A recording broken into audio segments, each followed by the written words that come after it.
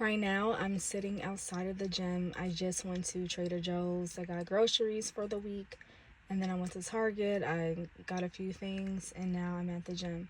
Earlier today, I was just relaxing because this past month, these past few weeks have just been chaotic. It's a lot of traveling, but all the travel is for leveling up in some way, whether socially or professionally, but it can still be draining.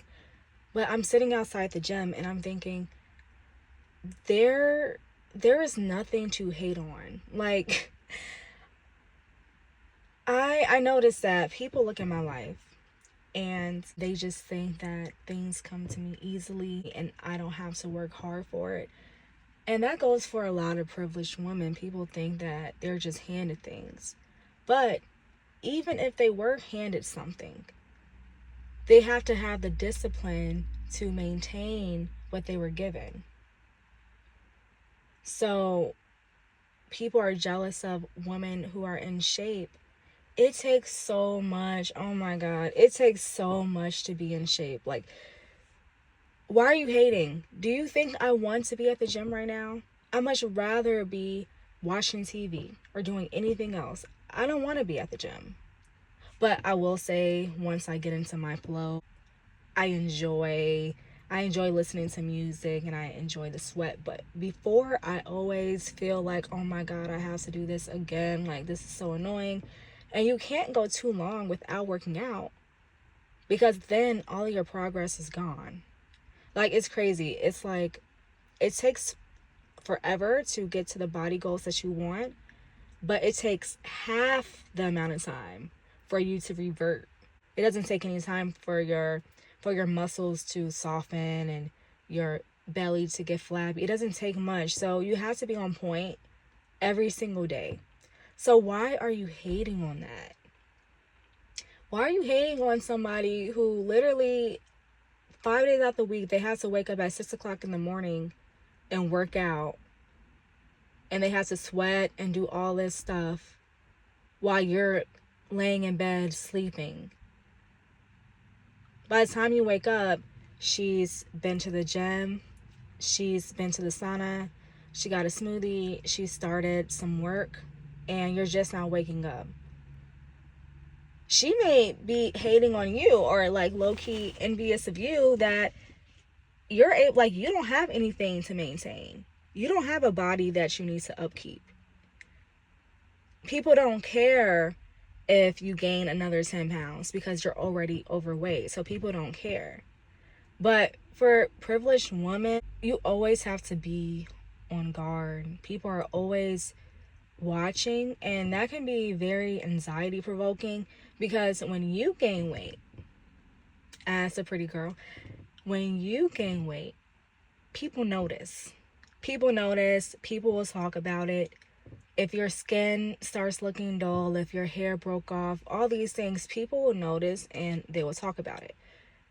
So why are you hating on that? Because you can get acne. You can burn your ends and eat junk food and all these things, and people won't really care about what you do. Like, you live a life of ease. You don't have much to worry about. When you're privileged, I'll just say that when you're privileged, you have way more things to worry about. So right now, I'm in a PhD program.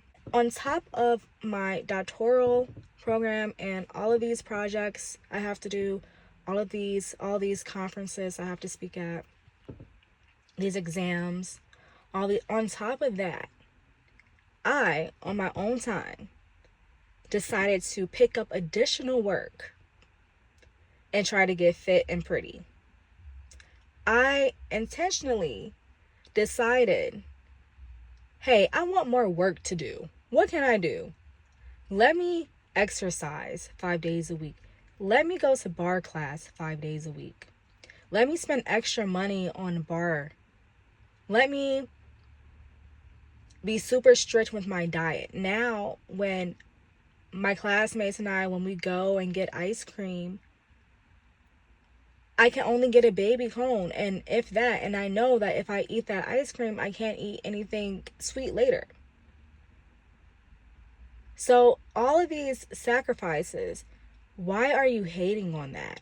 When you're lazy and you're unattractive and nobody cares about you, life is so much easier. But of course, with this hard work, this effort, it comes with some big rewards, some big prizes. So that's why disciplined women decide to take on that work. They know that they will probably want to be like you and be lazy and not have anything to worry about. That sounds luxurious. That sounds fantastic. But what sounds better is being in spaces that most of the population could only dream of. This past year, I've been working out, actually 2 years. So I fell off for a minute when I was in relationships. So I fell off and then ended the relationship, and then I started focusing on myself, laser focused, and I moved states. I lost weight, got a flat tummy, grew my hair. I stopped wearing weave, grew my hair out. So I've been working really hard. I have been preparing because I knew that an opportunity would come eventually and I wanted to be ready. And recently an opportunity came where I just so happened to stumble upon a nationally, internationally known celebrity, a rap artist, hip hop artist, more so hip hop artist. Just so happened to meet him. He just so happened to want to bring me on his team, and he just so happened to want me to work for him on the side. He knows that I'm in school, and just so happened to get his number, just so happened to send me backstage for his concert. But these past 2 years, if I wasn't being like super strict on myself, I wouldn't have been ready for that moment. I wouldn't have been confident enough to sit down with this artist face to face, talk to him with confidence. And by the way, this is my childhood crush. Okay, I used to love, like, not even childhood, like in high school. This is my high school crush. My grandma equated me meeting this guy to her meeting Michael Jackson when she was younger, because she loved Michael Jackson. And for me, I still love, but when I was younger, I really loved this artist. So she was like, this is like your Michael Jackson moment. He's not as big as Michael Jackson, but as far as attraction and things go, that's what she was talking about. But I had to get ready for that. I didn't know it was going to happen. Like, I really didn't. But at the same time, I did, because I knew that I was in alignment. I am in alignment now. When I was in his circle, I didn't feel out of place. I felt like I fit right in.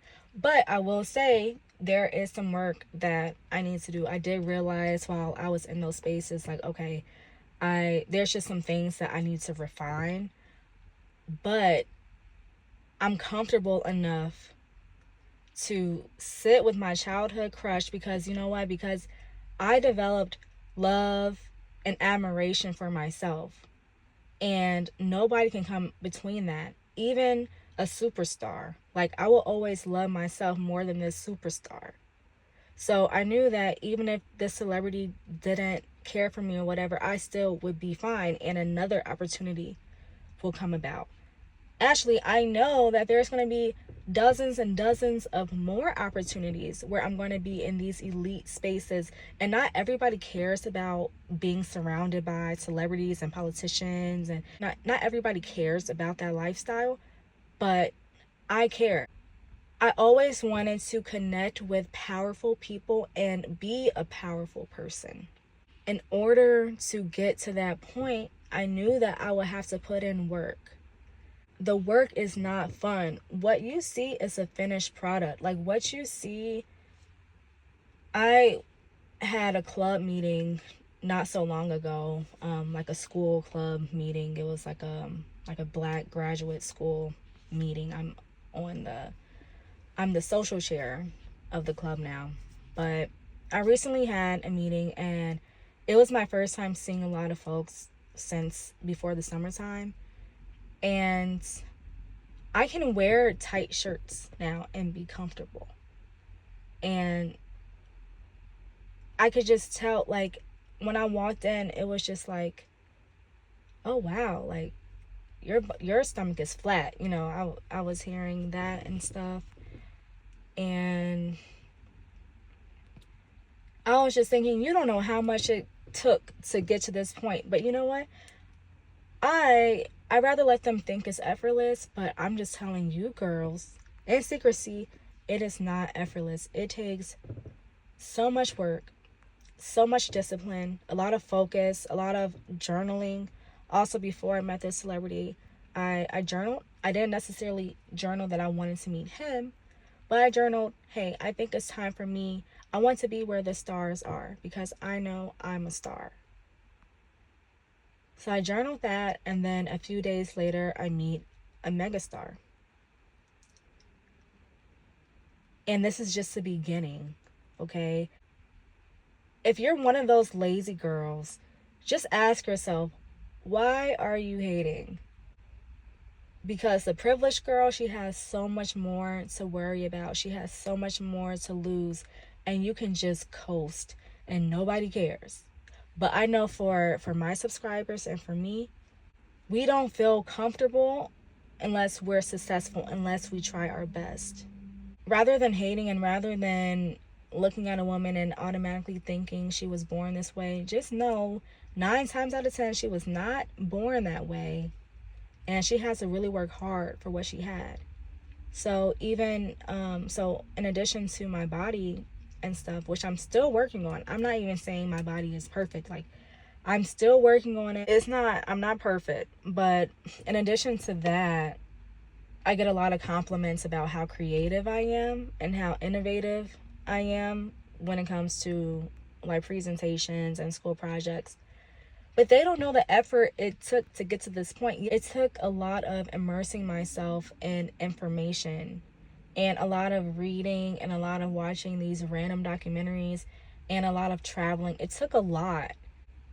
It took a lot of different experiences to arrive at a point where I have so much in my arsenal that I can pop out something creative. Just give me a second, okay? My brain, I'm not a quick thinker, but just give me a few minutes. Tell me an idea you have.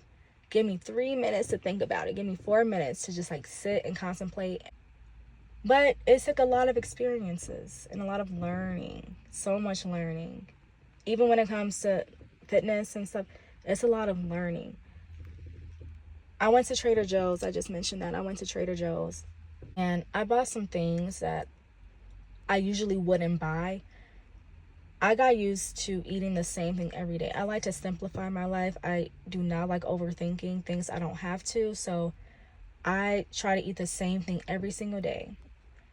But then I realized my protein intake is low and I have to add like more protein. So I was like, okay, so I bought a few more things and I'm going to experiment with these foods. Like I got chicken breast and I got chicken thighs.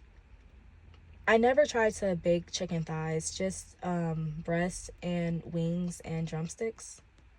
And I don't like chicken breast and I don't like the drumsticks that much.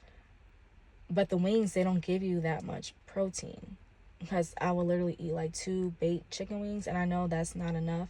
So I'm still learning. I'm learning what my body likes, what my body dislikes, and it's a lifelong process. So yeah, I'm about to go to the gym now. I'll talk to you later.